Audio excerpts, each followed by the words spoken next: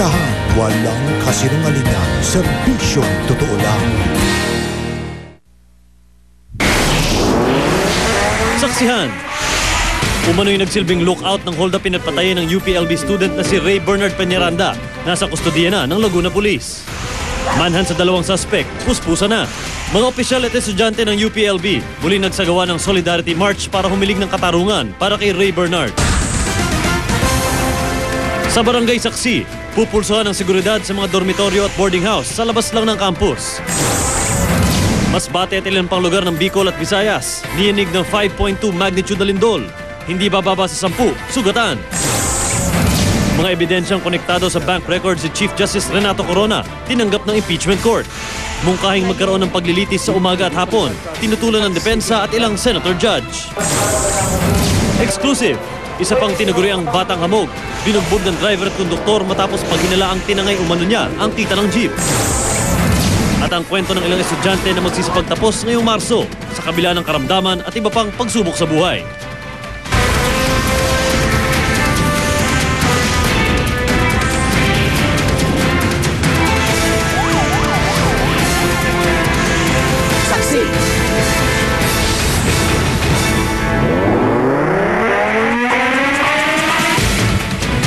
Puspusan ang pagtugi sa dalawang suspect sa pang-hold up at pagpatay sa estudyante ng UP Los Baños na si Ray Bernard Peñaranda. Ang nagsilbing lookout sa krimen, hawak na ngayon ng pulisya at itinuturing na ring suspect. At live mula sa Los Baños, Laguna, saksi si Chino Gaston. Chino? Arnold, Vicky, 3 araw matapos mapatay nga ang UPLB student na si Ray Bernard Peñaranda. Hawak na ngayon ng Laguna PNP ang isa sa 3 suspect na umaming siyang nagsilbing lookout nung hinold up nila si Peñaranda noong linggo ng madaling araw.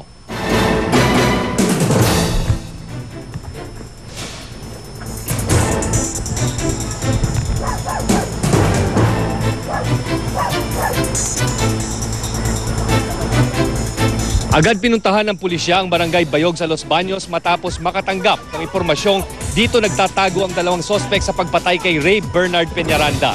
Target nila ang bahay daw ng nobya ng isa sa mga suspect. Pero wala sila doon, pati na ang nobya. Nakuha ang impormasyon sa isang di pa pinangangalangang lalaki na umaming naging lookout ng 2 suspect ng hold-upin si Peñaranda.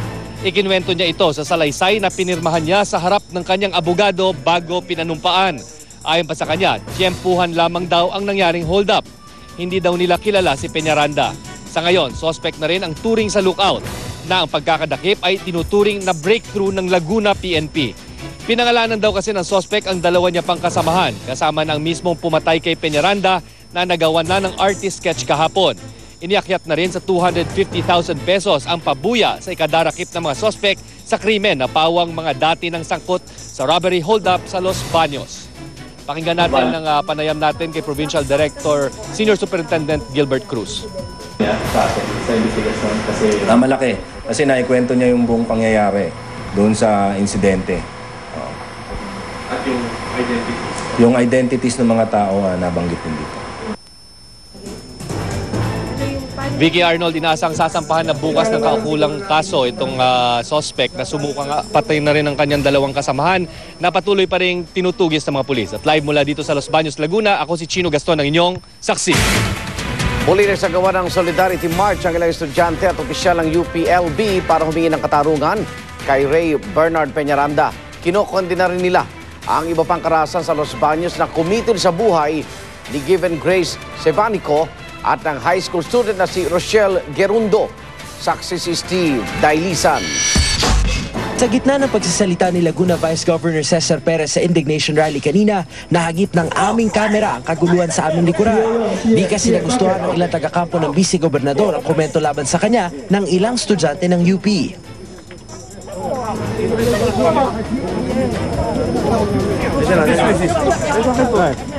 Bakit? Bago nito ay nagmarcha palabas ng UPLB ang mga estudyante at opisyal ng universidad kasama ang ilang residente para kundinahin ang karahasan sa Los Baños. Bitbit nila ang mga litrato ng mga napatay na UPLB students na sina Ray Bernard Peñaranda at Given Grace Sebanico at Los Baños National High School student Rochelle Gerundo. Kabilang sa nakiisa si Bayan Muna Representative Teddy Casino, alumnus ng UPLB. Dapat daw dagdagan ng mga dorm sa loob ng campus. Problema rin ito ng lack of facilities ng ating university. Kasi wala nang mga dormitoryo dito eh. Kulang na kulang ang dormitories, ang student housing, at kailangan pang lumabas ng campus. Nagtirik din sila ng mga kandila para magsilbing ilaw ng inspirasyon sa mga pulis na pag-ibayuhin pa ang pagbabantay.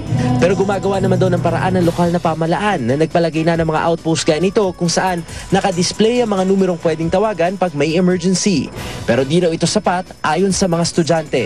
Sana po yung magiging aksyon natin para sa mga kaganapan ngayong panahon ay hindi po sa yung band-aid solutions lamang na kung kailan may nangyari tsaka mo lang makikita yung police visibility, barangay visibility. Dapat po may nangyari o wala or tahimik man yung paligid, patuloy at regular yung pag-ikot ng mga otoridad. Pwede nilang tawagan yun and then pwede silang samahan nun. They can walk with them, yung police or yung community service brigade, wherever they're going. Maging ang ina ni Given Grace, dismayado pa rin sa pulisya 1 taon matapos mapatay ang anak. Parang nakaka-disappoint kasi balita ko ang dami-daming ang kapulisan dito sa kapaligiran. Yun lang ang mga ganong pangyayari, parang nakapagtatakang at nakapag-iisip. Namamayani man daw ang takot sa karamihan sa mga estudyante ng UP Los Baños para sa kanilang pansariling kaligtasan. Buong tapang naman daw ang kanilang pakikiisa sa paghahanap ng hustisya para sa mga pinaslang na biktima. Ang tangi raw nilang magagawa sa ngayon ay panalangin na iadya rin sila sa gawin ng mga masasamang loob. Mula rito sa Los Baños, Laguna, ako si Steve Dailisan, ang inyong saksi.